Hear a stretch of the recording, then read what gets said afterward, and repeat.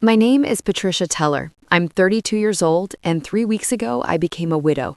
And the day my husband died, I called my parents sobbing so hard I could barely breathe, thinking they would rush to me, thinking they would be my anchor in the worst moment of my life. But instead, my mother laughed softly into the phone and said, "Honey, we're in the middle of Madison's birthday brunch. Can this wait?" And in that moment, something inside me shattered in a way Michael's death alone never could. Because while my world had just collapsed, my sister's brunch apparently mattered more. And days later, they showed up at my door, not to comfort me, but to demand half of everything Michael left behind, saying I couldn't be trusted with that much money, saying Madison needed it more, saying family helps family.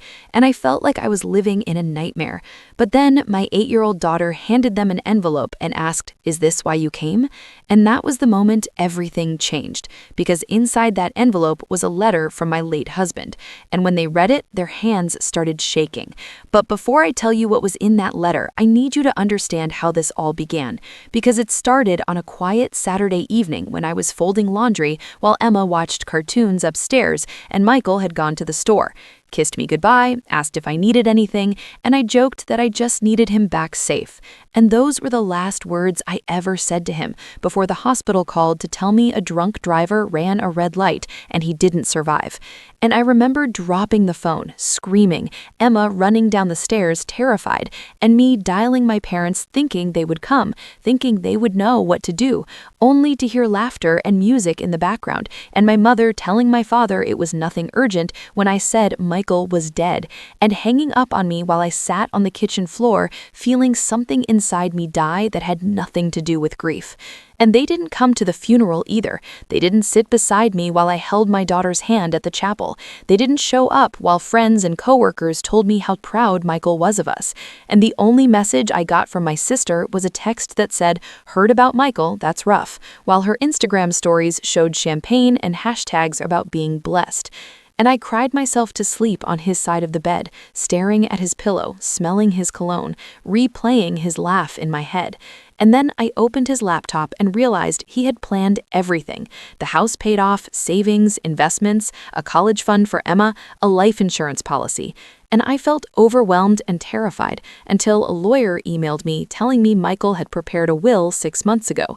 And when my parents finally came over, they didn't hug me. They didn't ask how I was coping. They sat on my couch and told me they wanted 50% of everything for Madison's startup and their retirement, saying they could contest the will if I didn't agree, saying I was too emotional to handle money, saying Madison had bigger dreams and deserved support.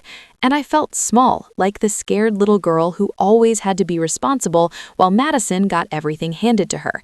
But I remembered Michael telling me not to let anyone take what was ours. So I called the lawyer, ignored my family's constant calls and messages, watched Madison post vague drama on Facebook about betrayal and toxic siblings, and finally went to meet Mr. Harrison, who told me the will was airtight, and handed me a letter from Michael. And in that letter, he said he knew my parents would try to take advantage of me. He knew how they treated Madison like the golden child and me like I was invisible. He told me I was the strongest person he knew, that I deserved everything he worked for, that Emma deserved security, and that he had left another envelope for Emma to give them if they came asking.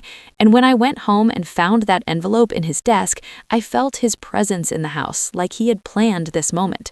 And when my parents invited me to a family lunch, I knew it was a trap, but I decided it was time to show them who I really was.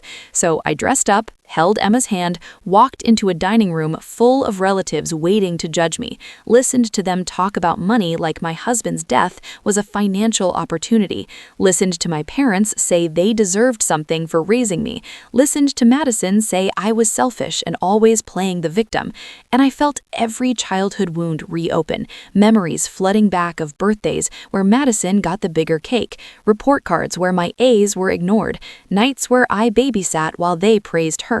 and I realized they had never truly seen me.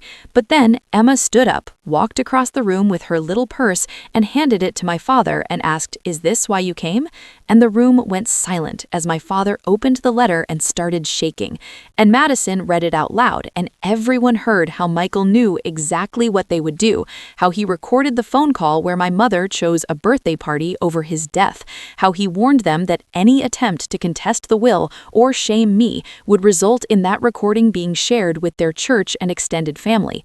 And suddenly, my parents were exposed. Suddenly, the room turned against them, relatives asking why they skipped the funeral, cousins looking at them with disgust, aunts whispering, uncles shaking their heads, and I stood up and told them that being responsible had meant being invisible my whole life, that they didn't get half of what my husband left for his daughter, that they didn't get to rewrite history, that love shows up and they never did. And I walked out holding Emma's hand while the house erupted in arguments behind me, my mother crying, my father yelling, Madison accusing everyone of siding with me. And for the first time in my life, I felt free, like chains I didn't even know I was carrying had snapped. And in the weeks that followed, I blocked my parents and Madison, watched extended family distance themselves from them, watched their lawyer withdraw from contesting the will, listened to my mother leave a voicemail asking for forgiveness, listened to Madison send a long message blaming stress. But I wasn't ready because Emma deserved peace, and I deserved peace. And I met with financial advisors, set up trusts and investments, started therapy, learned that I was the scapegoat and Madison was the golden child, joined a support group for widows, watched Emma start piano lessons, watched her grow, heal, laugh, watched her draw pictures of her dad and tape them on the fridge, and I started volunteering, planning her birthday party, building a life that didn't revolve around fear or approval. And when Madison tried to apologize months later, I realized I didn't owe anyone forgiveness just to make them comfortable. And when Emma asked what boundaries were, I told her they were kindness to yourself. And when she asked if we'd ever be a family again, I told her family is who shows up when it matters.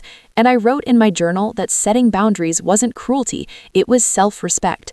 And that Michael taught me how to protect the people you love, even after death, and that I was learning to choose peace over winning. And as I sat at his desk months later, listening to the quiet house, I realized that losing my husband had broken me, but losing the illusion of my parents had freed me. And that sometimes the hardest loss is also the beginning of the strongest version of yourself. And I thought about all the times I had tried to earn their love, all the nights I cried quietly so Madison wouldn't hear, all the times I defended them to friends, and I realized grief had peeled back the lies I had wrapped around myself. And I promised myself Emma would never feel invisible, that she would never wonder if she mattered, that she would never have to compete for love. And I started writing letters to Michael telling him about her piano recital, about her first day back at school, about the way she laughed when she saw snow for the first time without him. And I cried in therapy sessions, screamed in my car, laughed with new friends, learned how trauma shapes family systems, learned how favoritism poisons siblings, learned how silence can be abuse. And slowly, I began to feel whole again, not because the pain disappeared, but because I stopped letting it control me. And when my father showed up unannounced one evening begging to see Emma, I told him visits would be on my terms, that accountability comes before reconciliation. And I watched his face change as he realized he no longer had power over me, and I felt something close to closure. And when my mother sent a handwritten letter, I read it slowly, feeling sadness, but also strength. And I understood that forgiveness is a journey, not a command, and that protecting my child was more important than pleasing anyone, and that Michael's legacy wasn't just money, it was the lesson that love means preparation, that love means standing up for those who can't, and that love means refusing to let toxic patterns continue. And as I tucked Emma to bed one night, she whispered that Daddy was proud of me, and I believed her. And I whispered back that I was proud of myself too. And for the first time in my life, I felt like the main character in my own story, not the background character in someone else's. And I knew that my parents losing me was the consequence of their choices, not my failure. And that sometimes walking away is the bravest thing you can do. And as I looked at Michael's photo on the mantel, his smile frozen in time, I felt gratitude mixed with grief, pain mixed with hope, and I understood that even in death he had protected us, that his love had outlasted his life, and that my future was not defined by the people who failed me, but the family I chose to build with Emma. And I closed my journal with one final sentence: I am no longer invisible, and I never will be again.